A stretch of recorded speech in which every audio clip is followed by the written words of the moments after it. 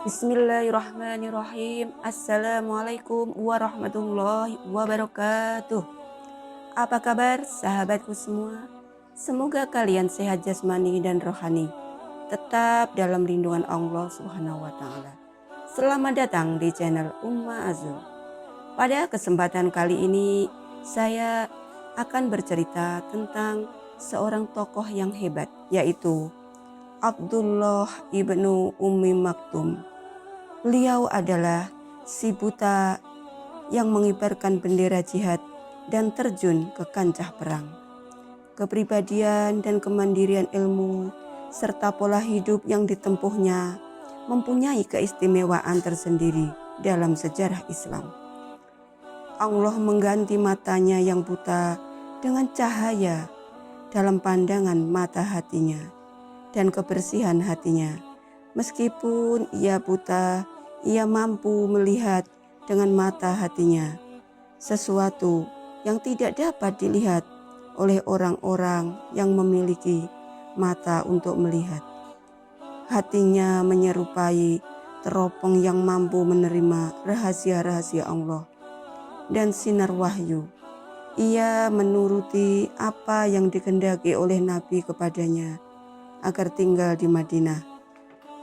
Pada saat beliau keluar untuk berperang, ia menjadi imam bagi jamaah sholat di mihrabnya Rasulullah Shallallahu Alaihi Wasallam dan berdiri di sebelah kiri mimbar dengan khusyuk sekali dan tumak ninah.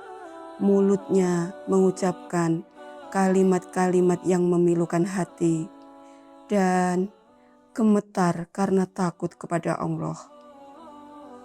Ibnu Ummi Maktum sangat populer dalam sejarah Islam di Makkah. Ia dikaruniai hidayah sehingga tergolong dalam kelompok orang-orang yang pertama kali masuk Islam. Hatinya merasakan manisnya iman pada saat masih muda belia.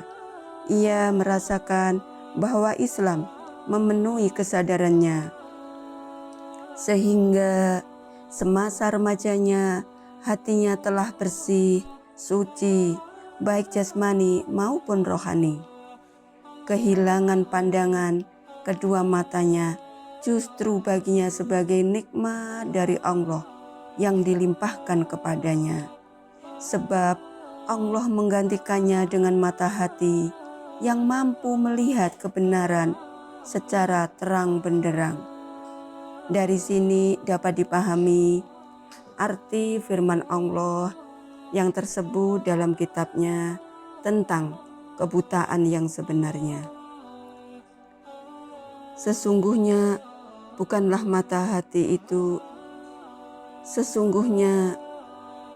mata itu yang buta, tetapi yang buta ialah hati yang ada di dalam dada. Ibnu Ummi Maktum yakni yakin sekali bahwa Allah Subhanahu wa taala memberinya keistimewaan teristimewa pula di antara orang-orang buta lainnya. Ia dijanjikan balasan surga. Hal itu terjadi ketika beliau mendengar hadis Nabi sebagaimana diriwayatkan oleh Anas ibnu Malik radhiyallahu anhu, bahwa Jibril datang kepada Rasulullah Shallallahu Alaihi Wasallam sedang Ibnu Ummi Maktum ada di sampingnya. Beliau bertanya, "Kapan matamu buta?" Jawabnya, "Ketika saya kanak-kanak." Beliau berkata, "Sesungguhnya Allah Subhanahu wa taala berfirman, jika suatu kemuliaan yang dimiliki oleh hambaku diambil, tidak ada yang bisa membalasnya kecuali surga." Ibnu Ummi Maktum amat teliti dalam mengenal waktu. Apabila datang fajar dengan udaranya yang lembab dan cuacanya yang segar, ia keluar dari rumahnya dengan bertumpu pada tongkatnya atau bersandar pada pundak salah seorang muslimin untuk mengumandangkan azan dan sholat di Masjid Rasul. Ia azan bergantian dengan Bilal ibnu Rabah. jika salah satu darinya mengumandangkan azan, yang lain beriqomah. Biasanya Bilal mengumandangkan azan di malam hari untuk membangunkan orang-orang, sedang Ibnu Ummi Maktum azan di waktu fajar. Tidak pernah salah. Oleh karenanya Nabi SAW pernah bersabda, "Makan dan minumlah kamu sampai Ibnu Ummi Maktum mengumandangkan azan." Allah Subhanahu wa Ta'ala memuliakan Ibnu Ummi Maktum karena kasusnya. Allah memperingatkan Nabi SAW ketika Rasulullah SAW sedang duduk-duduk dalam suatu majelis bersama kaum lelaki bangsa Quraisy. Antara lain Uqbah ibnu Rabi'ah dan orang-orang dari kalangan Quraisy. Beliau berkata kepada mereka, "Bukankah baik sekali jika aku mendatangkan hal ini atau hal itu?" Mereka menjawab, "Betul." Dan darah. Tiba-tiba Ibnu Ummi Maktum datang dan bertanya kepada Nabi tentang sesuatu. Lalu beliau SAW berpaling darinya, sebab saat itu Nabi sedang sibuk bercakap-cakap dengan orang-orang yang duduk bersamanya. Kemudian turunlah firman Allah Subhanahu wa Ta'ala. Dia atau Muhammad bermuka masam dan berpaling karena telah datang seorang buta kepadanya, yakni Ibnu Ummi Maktum. Adapun orang yang merasa dirinya serba cukup, yakni Uqbah dan para sahabatnya, maka kamu melayaninya. Dan adapun orang yang datang kepadamu dengan bersegera atau untuk mendapatkan pelajaran, sedang ia takut kepada Allah, maka kamu mengabaikannya, yaitu Ibnu Ummi Maktum. Ketika ayat ini turun, Rasulullah SAW memanggil Ibnu Ummi Maktum, memuliakan dan menyuruhnya tinggal di Madinah pada awal peperangan, di mana beliau SAW ikut berperang. Ibnu Ummi Maktum memperoleh kedudukan yang tinggi di antara penduduk Madinah. Ia amat banyak menghafal Al-Quran, seperti halnya ia banyak menghafal hadis-hadis Nabi SAW. Ia bercita-cita untuk bisa ikut perang, meskipun penglihatannya buta. Keinginannya ini menimbulkan pengaruh bagi para sahabat Rasulullah SAW. Mereka nampak gembira dengan pandangannya di sisi Allah dan Rasulnya itu. Dalam hal inilah Allah menurunkan wahyu. Kemudian tibalah hari yang menyedihkan bagi Ummi Maktum. Ia merasakan amat sakit, yaitu ketika firman Allah turun kepada Rasulullah SAW. Bismillahirrahmanirrahim. La yastawil qa'iduna minal mu'minin. Artinya, tidaklah sama antara mukmin yang duduk, yang tidak ikut berperang.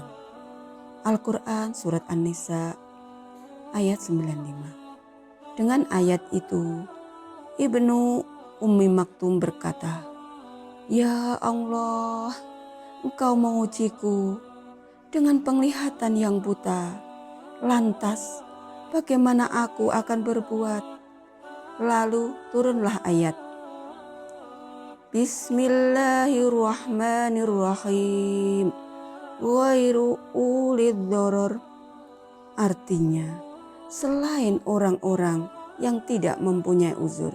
Al-Quran Surat An-Nisa ayat 95. Penghargaan mana yang lebih besar dari penghargaan ini? 2 kali wahyu diturunkan berkenaan dengan Ibnu Ummi Maktum. Yang pertama sebagai peringatan bagi Nabi, sedang yang kedua sebagai penetapan kaidah Islam. bagi orang-orang Islam yang tidak mampu ikut berperang.